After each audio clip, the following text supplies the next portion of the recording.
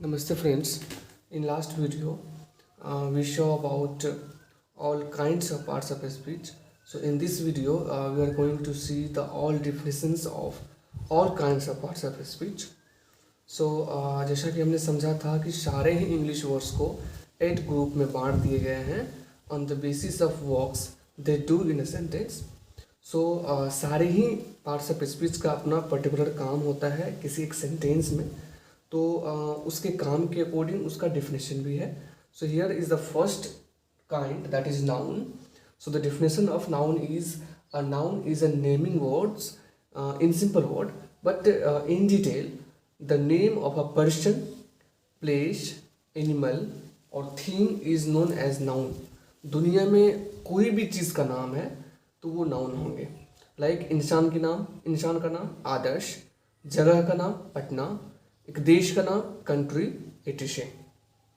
Very simple. And the second is pronoun. The definition is a word used instead of noun is called pronoun. कोई ऐसा word जो noun के बदले में use हो जाए उसे हम प्रोनाउन कहते हैं. Like example he, she, they, some, yours etcetera. Like we write ना कि राम एक अच्छा लड़का है, Ram is a good boy. Ram समय पर पढ़ता है, राम स्टडीज़ ऑन टाइम. अगर यहाँ पर राम के बदले ही यूज़ कर देता हूँ तो मीनिंग सेम आता है but repetition of noun avoid हो जाता है. सो रिपीटेशन ऑफ नाउन को अवॉइड करने के लिए भी प्रोनाउन का यूज़ करते हैं. लाइक हियर राम के बदले ही लिख सकते हैं. Ram is a good boy, he studies on time.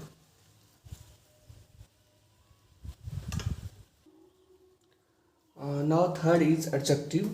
So the definition is a word that qualifies a noun or a pronoun is called or known as an adjective. So here is the example: good, new, some, fat, etc.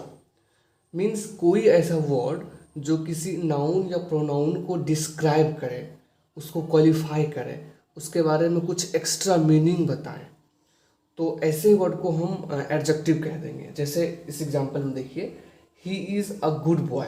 यहाँ पर good क्या कर रहा है, इस boy को qualify कर रहा है, मतलब कि इस बॉय के बारे में कुछ न कुछ बता रहा है. तो एडजेक्टिव नेगेटिव भी हो सकता है और पॉजिटिव भी.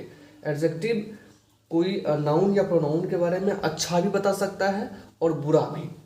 सो कुछ भी बताए, कुछ भी उसमें एक्स्ट्रा मीनिंग ऐड करे, तो ऐसे वर्ड को हम एडजेक्टिव कह देंगे.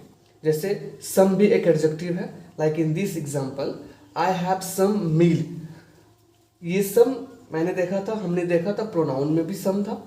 तो क्या फ़र्क है, जब कभी भी ये वर्ड्स जो प्रोनाउन भी हैं किसी नाउन के पहले आ जाए तो वो एडजेक्टिव ट्रीट किया जाएगा. क्यों? क्योंकि ये नाउन के पहले आकर के इसके बारे में कुछ बता रहा है, इसके मीनिंग में कुछ एडिशनल इंफॉर्मेशन दे रहा है. सो हियर सम का मतलब हुआ है कि कुछ. मेरे पास दूध है, आई हैव मिल्क होता, लेकिन मेरे पास कुछ दूध है तो आई हैव सम मिल्क. तो यहाँ पर सम आकर के मतलब कुछ आकर के इस मिल्क के बारे में कुछ बता दिया है. कितना दूध है तो कुछ है. So here is the fourth word, a word that shows an action, state of being और position is known as verb. So यहाँ पर तीन बातें हमने देखी. एन एक्शन, ऐसा कोई वर्ड जो एक्शन शो करे. स्टेट ऑफ बीइंग हो, मतलब कोई चीज़ एग्जिस्टेंस वाली बात हो, कोई चीज़ से लिंकेज हो उसका. एंड पोजीशन हो मीन्स ऑनरशिप हो, मतलब अधिकार का भाव हो. सो ऐसे वर्ड्स को हम वर्ब कहेंगे. Like laugh, is, have, had etcetera. So the example of action, state of being and position. Action like जिसमें कि कोई काम हो, सब्जेक्ट के द्वारा कोई एक्शन लिया जा रहा हो.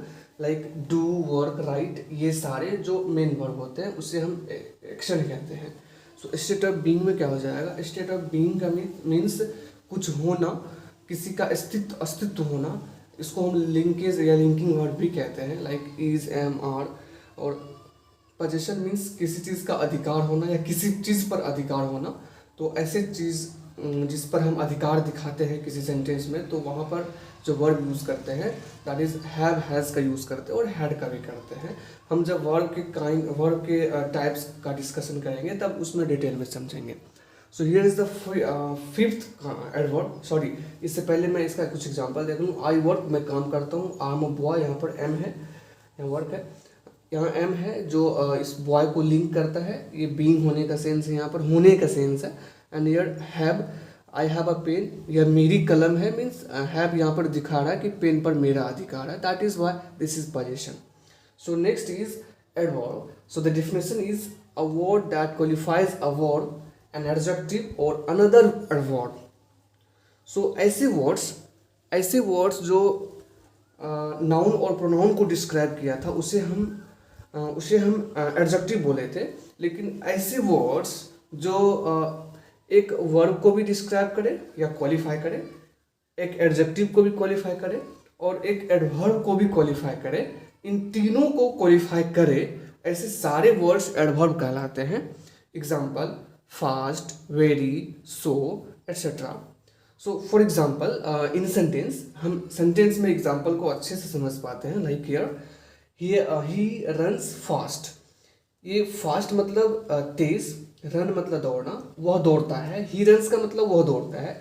जब मैंने फास्ट यहाँ पर ऐड कर दिया तो ये फास्ट बता रहा है कि वो दौड़ता नहीं है, केवल तेज दौड़ता है। सो यहाँ पर ये फास्ट क्या कर रहा है, इस रन मतलब दौड़ना के बारे में कुछ एडिशनल इंफॉर्मेशन दे रहा है। So here is second example, he runs very fast. यहाँ पर तेज दौड़ता है, केवल तेज नहीं दौड़ता है, बहुत तेज दौड़ता है। यहाँ पर वेरी आकर के क्या कर रहा है, इस फास्ट का मतलब कि फास्ट तो अपने आप में एडवर्ब है, सो इस एडवर्ब का क्वालिफिकेशन कर दे रहा है। सो यहाँ पर वेरी हो गया ये एडवर्ब, और यहाँ पर ये फास्ट क्या कर रहा है कि इस वर्ब का क्वालिफिकेशन कर दे रहा है। और इस एग्जाम्पल में सी इज सो ब्यूटीफुल, ब्यूटीफुल तो एडजेक्टिव है, और सो यहाँ पर क्या कह रहा है कि बहुत सुंदर है, वह बहुत सुंदर है। तो सो का मतलब बहुत हुआ यहाँ पर, जो एक एडजेक्टिव का क्वालिफिकेशन कर रहा है। सो यहाँ पर हमने तीनों केस को देखा। इसमें ये फास्ट क्या कर रहा है, ये क्रिया मीन्स वर्ब का को डिस्क्राइब कर रहा है। इसमें ये फास्ट सॉरी वेरी क्या कर रहा है, इस फास्ट मतलब एडवर्ब को डिस्क्राइब कर रहा है। और इस वाले एग्जांपल में ये सो क्या कर रहा है, ब्यूटीफुल यानी कि एडजेक्टिव को डिस्क्राइब कर रहा है। Thanks for watching, stay tuned for next video.